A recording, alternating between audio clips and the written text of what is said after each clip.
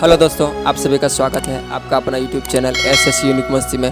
दोस्तों, अगर यदि आप भी तैयारी कर रहे हैं SSC, banking, railway, constables, Bihar police, Bihar दरोगा, रेलवे, एएलपी और technician all other competitive exam का, तो आप हमारे साथ इस चैनल के माध्यम से जुड़ सकते हैं। और अगर यदि आप अपना जीके जीएस को बेहतर बनाना चाहते हैं तो आप हमारे इस चैनल को ज्वाइन करें और चैनल को सब्सक्राइब करें और बेल आइकन को जरूर दबा लें।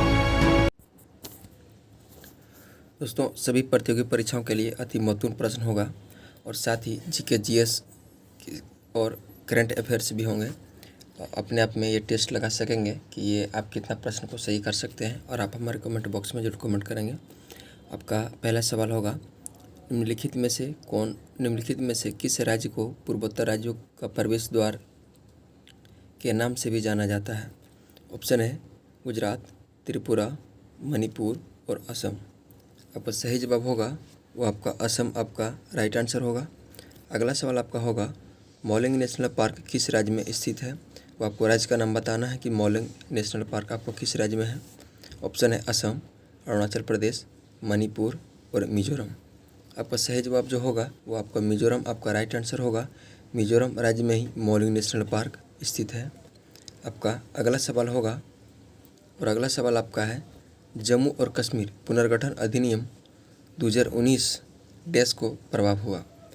ऑप्शन है आपका अक्टूबर 31, 2019, 6 अगस्त 2019, 9 अगस्त 2019, 5 अगस्त 2019। आपका सही जवाब जो होगा वो आपका अक्टूबर 31 यानी 31 अक्टूबर 2019 को जम्मू और कश्मीर पुनर्गठन अधिनियम 2019 को प्रभावी में हुआ है। अगला सवाल, एशिया का पहला जल विद्युत संयंत्र कौन सा है? ऑप्शन है केरल में पल्लीवासल, तमिलनाडु में पायकारा, आंध्र प्रदेश में निजामनगर, कर्नाटक में शिवसमुद्रम। आपका सही जवाब जो होगा वो आपका कर्नाटक में शिवसमुद्रम आपका राइट आंसर होगा। अगला सवाल आपका होगा, अगला सवाल है, लक्षद्वीप किस उच्च न्यायालय के अधिकार क्षेत्र में आता है? ऑप्शन है आंध्र प्रदेश उच्च न्यायालय के, छत्तीसगढ़ उच्च न्यायालय के, मुंबई उच्च न्यायालय के और केरल उच्च न्यायालय के। आपका सही जवाब जो होगा वो आपका आंध्र प्रदेश उच्च न्यायालय के अंतर्गत आपका लक्षद्वीप के उच्च न्यायालय के अधिकार क्षेत्र में आते हैं। आपका अगला सवाल जो होगा वो आपका अगला सवाल ये है, निम्नलिखित में से कौन सा एक भारत के सर्वोच्च न्यायालय के अपने अधिकार क्षेत्र से प्रत्यक्षतया संबंधित है? आपका सही जवाब जो होगा वो आपका सही जवाब होगा ऑप्शन नंबर डी आपका राइट आंसर होगा। दीवानी, आपराधिक तथा संवैधानिक मुकदमों को अपीलें आपका राइट आंसर हो जाएगा। अगला सवाल आपका है, किस समिति ने प्रतिस्पर्धा अधिनियम 2002 को नियमित करने का सुझाव दिया है? ये आपको समिति के नाम बताना है, वो किस समिति ने प्रतिस्पर्धा अधिनियम 2002 को नियमित रूप से सुझाव दिया है। तो ये आपका सही जवाब जो होगा वो आपका सही जवाब हो जाएगा SBS राघवन समिति ने आपका सही जवाब हो जाएगा। अगला सवाल आपका होगा, संविधान के अंतर्गत उच्चतम न्यायालय से विधि के प्रश्न पर राय लेने का अधिकार किसको है? आपका ऑप्शन है राष्ट्रपति को, किसी भी हाईकोर्ट को, प्रधानमंत्री को, उपयुक्त में सभी को। आपका सही जवाब जो होगा वो आपका होगा राष्ट्रपति को आपका राइट आंसर होगा। अगला सवाल है, बंदी बनाए गए व्यक्ति में मौलिक अधिकारों की रक्षा किस अनुच्छेद के प्रदत्त है? वो आपको अनुच्छेद के नाम बताना है, वो किस अनुच्छेद के अंतर्गत है। तो वो आपका अनुच्छेद होगा अनुच्छेद 22 आपका राइट आंसर होगा। अनुच्छेद 22 आपका राइट आंसर होगा। और आपका अगला सवाल होगा, भारतीय संविधान का कौन सा अनुच्छेद भारत की विदेश नीति से संबंधित है? तो ये आपका अनुच्छेद जो विदेश नीति से संबंधित है वो आपका विदेश नीति संबंधित आपका अनुच्छेद 51 है। अगला सवाल आपका होगा, अंतर्राष्ट्रीय संधियों को भारत के किस भाग अथवा संपूर्ण भारत में लागू करने के लिए संसद कोई भी कानून बना सकती है? ये कानून आपकी बना सकती है। आपका सही जवाब जो होगा वो आपका सही जवाब होगा, बिना किसी राज्य की सहमति से कोई कानून नहीं बना सकती है। अगला सवाल आपका होगा, भारत के उच्चतम न्यायालय में न्यायाधीशों की संख्या में वृद्धि करने की शक्ति किसमें किसमें निहित है? वो भारत के उच्चतम न्यायालय के न्यायाधीशों की संख्या वृद्धि करने की यानी निहित जो पूछा जा रहा है वो कौन निहित कर सकते हैं, यानी वो वृद्धि कौन कर सकते हैं? तो वो आपको वृद्धि कर सकते हैं, वो आपको सांसद कर सकते हैं।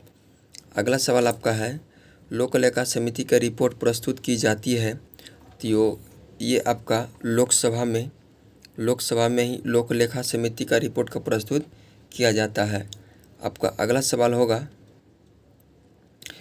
जिस समिति की अनुशंसा पर देश में पंचायत राज लागू किया गया इसके प्रमुख थे, यानी वो आपको नाम बताना है कि जिस समिति की अनुशंसा पर देश में पंचायत राज लागू किया गया था वो आपको समिति के नाम बताना है। तो वो आपको समिति है बलवंत राय मेहता समिति, आपका सही जवाब हो जाएगा। अगला सवाल आपका है, भारतीय संविधान के अनुच्छेद 356 के अंतर्गत राष्ट्रपति शासन सर्वप्रथम कहाँ लागू किया गया था? वो आपका उत्तर प्रदेश में और ट्रावनकोर, कोचीन में, पेप्सू में और बिहार में। आपका सही जवाब जो होगा वो आपका पेप्सू में लागू किया गया था। अगला सवाल आपका है, राज्य विधानसभा के कोई भी धन विधेयक पुनः स्थापित नहीं किया जा सकता है, यानी पुनः स्थापित नहीं किया जा सकता है, थोड़ा मिसप्रिंट है। अगला सही जवाब जो होगा वो आपका सही जवाब जो होगा, राज्य के राज्यपाल की संस्तुति से आपका ये पुनः स्थापित नहीं किया जा सकता है। आपका सही जवाब हो जाएगा ऑप्शन नंबर बी। अगला सवाल जो है वो अगला सवाल आपका होगा, भारत के राष्ट्रपति चुने जाते हैं। भारत के राष्ट्रपति यानी कैसे चुने जाते हैं वो आपका विधि बताना है। तो आपका सही जवाब जो होगा वो सही जवाब आपका हो जाएगा option number D, Rajya Sabha, Lok Sabha और राज्यों की विधानसभाओं के निर्वाचित सदस्यों के द्वारा ही राष्ट्रपति चुने जाते हैं। अगला सवाल आपका होगा, संविधान के निम्नलिखित अनुच्छेद में से किस एक के अंतर्गत संघ की कार्यपालिका शक्तियां राष्ट्रपति में निहित है? वो आपके संविधान का अनुच्छेद वो बताना है, वो किस संविधान के अनुच्छेद में निहित है। तो वो आपका संविधान का अनुच्छेद 53 में आपका वो निहित है। अगला सवाल की ओर बढ़ेंगे और अगला सवाल आपका होगा, निम्न में से भारत का राष्ट्रपति किसकी नियुक्ति नहीं करता है? और भारत के राष्ट्रपति किसकी नियुक्ति करता है? निम्न में जो ऑप्शन दिया गया है वो भारत के राष्ट्रपति नियुक्ति नहीं करता है।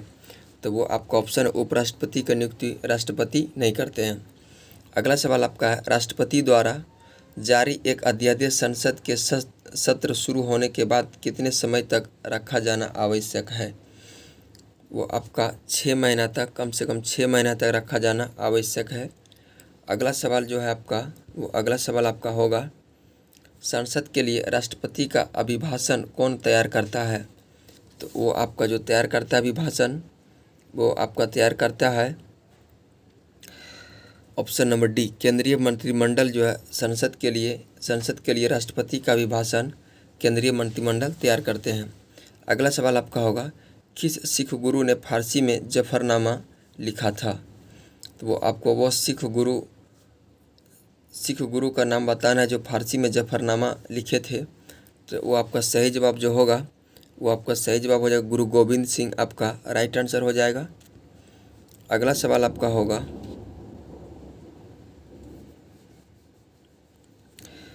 तीसरे अंग्ल मैसूर युद्ध को रोकने के लिए टीपू सुल्तान ने अंग्रेजों के साथ कौन सी संधि की थी? यानी वो संधि का आपके नाम बताना है। तीसरे अंग्ल मैसूर युद्ध को रोकने के लिए टीपू सुल्तान ने अंग्रेजों के साथ कौन सी संधि किया था? वो संधि आपका जो होगा श्रीरंगपट्टनम की संधि। श्रीरंगपट्टनम की संधि वो आपका टीपू सुल्तान ने अंग्रेजों के साथ ये श्रीरंगपट्टनम संधि की थी, जो तीसरे अंग्ल मैसूर युद्ध को रोकने के लिए किया गया था। अगला सवाल आपका होगा, सबसे अधिक निर्णायक युद्ध जिसने अंग्रेज़ों को भारत में प्रभुत्व को स्थापित कर दिया था, वो आपको युद्ध का नाम बताना है। वो आपका युद्ध हो जाएगा प्लासी का युद्ध, आपका सही जवाब होगा। प्लासी का युद्ध आपका राइट आंसर होगा। और इस सेशन का आपका अंतिम सवाल होगा, रणजीत सिंह किस मिसल से संबंधित थे। वो आपको मिसल के नाम बताना है, वो किस मिसल से वो संबंधित थे, जिसे राणा रणजीत सिंह किस मिसल से संबंधित थे। तो वो आपका सही जवाब हो जाएगा, शुकर चकिया आपका राइट आंसर हो जाएगा।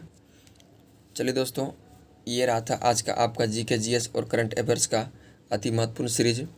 इस सीरीज़ को डेली सुबह आप देखना ना भूलें और हमारे इस जीके जीएस सीरीज में कंटिन्यू बने रहें और अपने जीके जीएस को बेहतर बनाए रखने के लिए इस चैनल को सब्सक्राइब करें और अच्छा लगे तो वीडियो शेयर कीजिए।